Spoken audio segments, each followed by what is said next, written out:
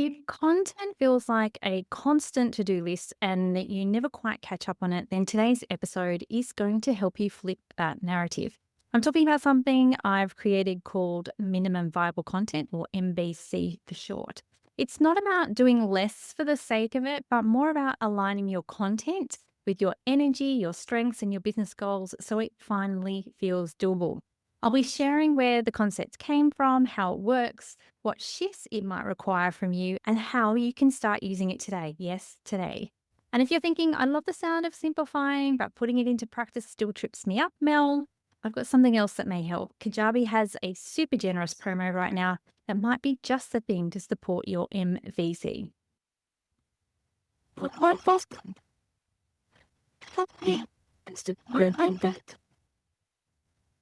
Welcome to the Powerful Content Podcast, your go-to source for content creation, strategy, and business inspiration.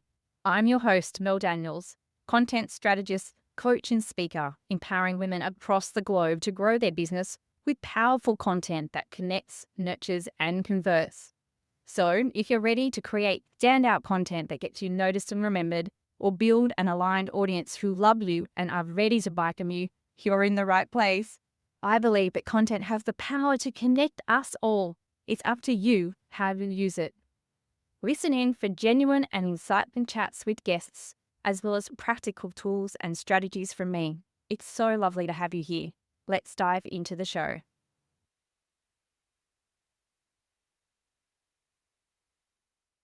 I acknowledge the Wongal people of the Eora Nation as the traditional custodians of the country that I am recording from today. I recognise their continuing connection to the land and waters. I pay my respects to elders past and present and extend that respect to all First Nation people listening today. Hello, beautiful people, and welcome to episode 167 of the Powerful Content Podcast.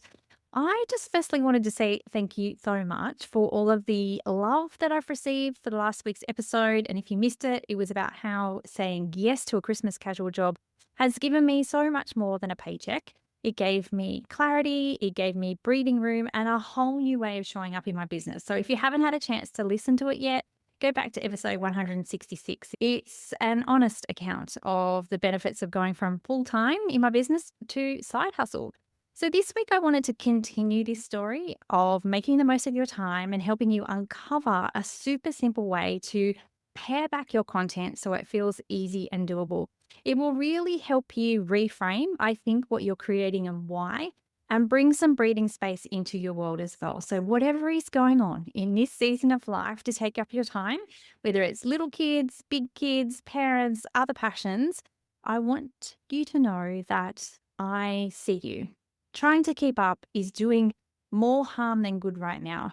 So take a moment, or at least the next 15 minutes, to ponder on what could look different with your content and your business as well.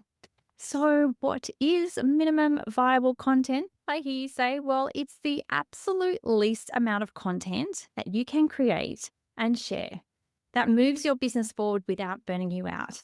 And yes, I said the least amount of content. So it really honors your time, your energy, and capacity, but it still helps you reach your business goals, whatever they may be. And yes, you may need to tweak those a little bit along the way. It focuses on the impacts that you have with your content, not the volume of the content. So content that connects, nurtures, and converts doesn't have to be everywhere all the time, despite what you may have been told elsewhere. And I think that this is a real myth that visibility equals being everywhere. You can go back a few weeks to episode 165 with Bree Boucher to learn more about how you can be visible without burning out. So this is not about ghosting your business or showing up just once and crossing your fingers and hoping for the best. It's about finding your version of enough. And I cannot stress that enough. It's your version of what enough content looks like. Now, this concept was mostly born from my own personal experience, but I could also see it playing out in the businesses of other business owners I know. So you heard in last week's episode how taking on 2 casual jobs reduced the number of hours that I worked on my business each week from over 30 to barely 5. Now I'm at about 10 to 12 hours per week, which is still not a great deal of time. So I realized that the way I was creating content before was built for a version of me and built for a version of my business that had way more time and energy. I was spread very thin over the Christmas period, and this time and energy deficit obviously was not sustainable. So I needed to pare back. I needed to find a way that I could do less, but still have the same impact. You might find yourself in a similar situation where you've needed to decrease the amount of hours in your business, or you might just feel truly, really and truly overwhelmed with the amount of content that you're creating or that you think that you need to create and where you're publishing it. Whatever the reason may be, the idea of thinking about A, what you're actually trying to achieve with your content, and B, being kind on yourself on how much to create is probably, I think it's kind of simply unheard of, in my opinion. It's time, it's really time that we start being more realistic and understanding and honest with ourselves. So when you take on strategies from other people, it doesn't account for your season of life. And that's one of the reasons why minimum viable content works. You can focus on what matters to you the most: connection, intention, and aligned growth, not someone else's, but yours. Now, I mentioned in last week's episode that to me, the casual jobs ended up being more than extra and reliable money to me in the bank. It was joy and it was connection. Strategies and tactics that focus on ticking off actions rather than considering your time, energy, and capacity are, in my eyes, a simple waste of time. So MVC also works because it allows you to stay consistent without overextending yourself. I still believe that consistency is the key to visibility and growth in your business. But consistency doesn't mean posting on socials every day. It's not necessarily emailing every single week. It's not recording a podcast every week. It may look like those things for some people, but I think the reality is that if that's stretching you too thin, other areas of your business and life have to give. The idea here is to build trust and visibility over time. And this is entirely possible even with creating and publishing less. And yes, there's some really amazing ways to reimagine your content, which I'll actually be talking about in next week's episode. But even then, there comes a limit where it's too much content for you to create within your time, energy, and capacity. And lastly, MVC creates space to actually enjoy creating again. When we release that pressure to do more, then we create from a space of joy rather than burden. So one thoughtful email per month is so much better for both you and your audience than feeling like you're scrambling every week. Posting once a week on your favorite platform instead of being everywhere every day makes your life easier and far less stressful. So for me, at the height of my lowest time capacity, I gave socials the flick altogether, except for the promotion of this podcast, but I kept the twice weekly emails as they were really easy for me to create. And tools like Kajabi made it really easy to set these up in advance and schedule them. So now you know what MVC is and how it works. I just know that you're probably thinking a few of these common misconceptions about how it works. You might think that if you do less, you'll make less money. And I don't believe this to be so. Often creating more content is confusing to your audience. With MVC, your content is more likely to be aligned. It's more likely to be strategic as you have the time to think about its purpose rather than just creating and throwing it out there. And you're enjoying creating it more, which shows up in the energy of your content. So you also might have the misconception that you'll drop off your audience's radar and become invisible. And once again, I don't believe this to be true. If you show up with purpose and consistency. And because it's probably been drummed into you that more is better when it comes to content, you may think that MVC relates to or means that you're being lazy or uncommitted. And I actually believe that it's a sign of leadership. It's a sign of self-awareness to choose aligned action over busy work every day of the week. This was one of the realizations that I spoke about last week, that there was so much fat in my business and content because I was simply filling the time available with busy work, with the things. So doing less doesn't mean you're doing it wrong.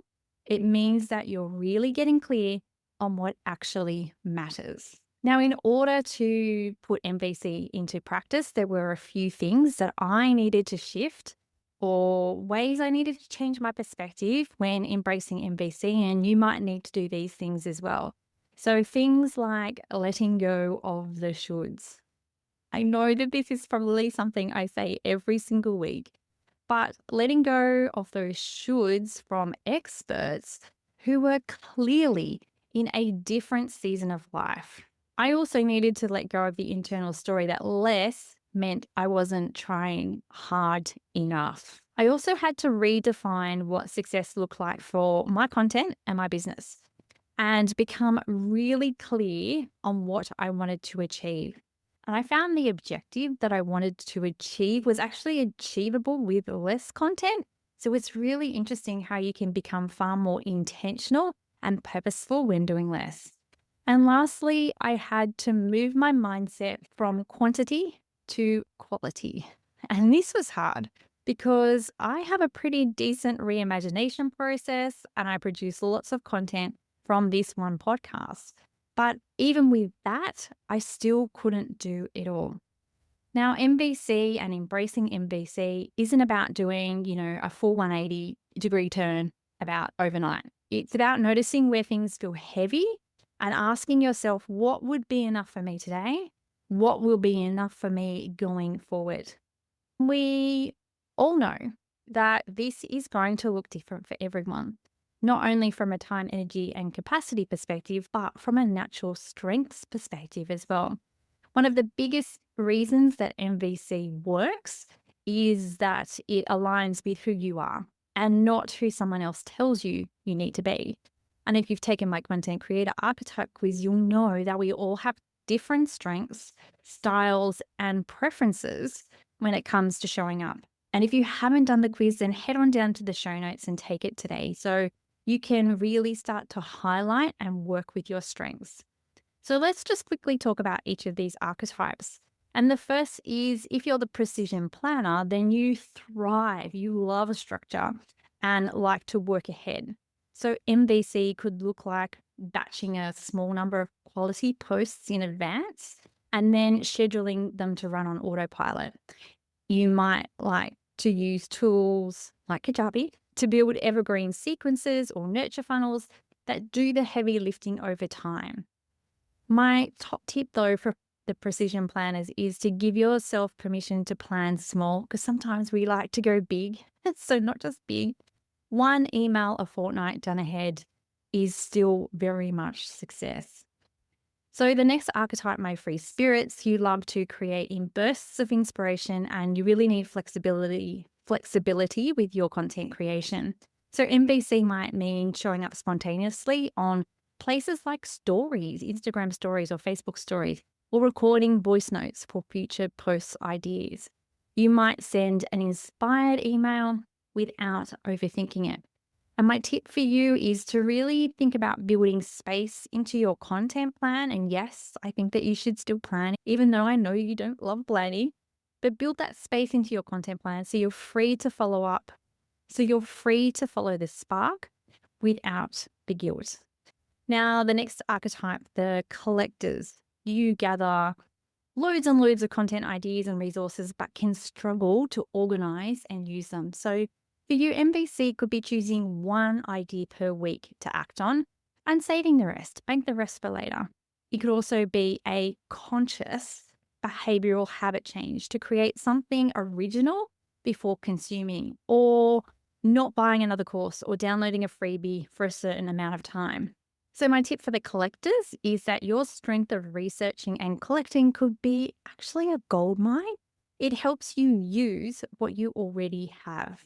And then there's the observers. You're thoughtful, you're intentional, but sometimes it's a little bit hesitant to show up before everything looks perfect. So for you, MVC might look like posting a single idea or an email or insight once a week to maintain that visibility. And you could pre-record or write something in private and then publish it when you're actually ready. So my advice for you is that small doesn't mean invisible. MVC really gives you permission to move at your pace with purpose.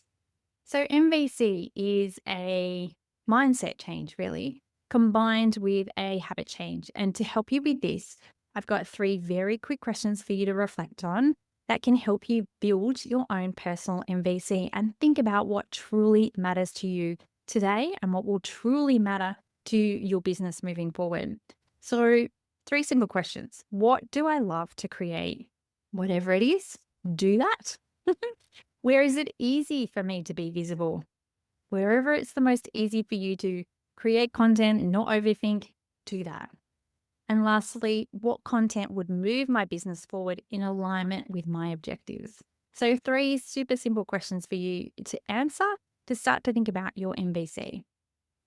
MVC is really about trusting yourself and building your business on your terms, which is such a difficult thing to do, I understand.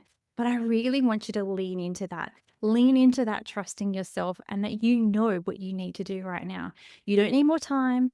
You just need a more aligned approach. This is about ease, not just efficiency. And if MVC feels like the kind of support that you've been craving and you're ready to set up the behind the scenes systems to help it stick, then take a look at Kajabi's 3 months for $99 offer through my affiliate link. It's one of the best ways I found to keep things simple, consistent, and purposeful. And if you use that link, you'll also get access to over $1,500 worth of bonuses from me. You'll find the link in the show notes. Remember, this is your business and you get to do this in a way that feels good for you. Talk soon. Thanks so much for listening. That's it for another week. To get more powerful content in your life, make sure you're following along on socials. My handle is @meldbusiness. And just in case you're wondering, the gritty music for this podcast was created by Just Here on SoundCloud. I'd also be super grateful if you took a moment to rate and review this podcast so more amazing women like you can experience the power of content. And if you're like, hell Mel, stop talking, I'm ready to work with you now, here's how we can work some powerful content magic together. Firstly, come and join the Content Effect, my membership inspiring women with service-based businesses to ditch the content chaos and start creating standout content that gets you noticed and make sales.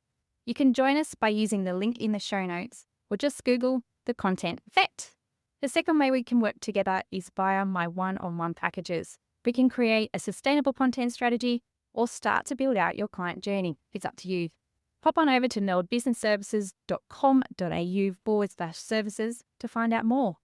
Until next time, have a beautiful week and embrace the power of your content. And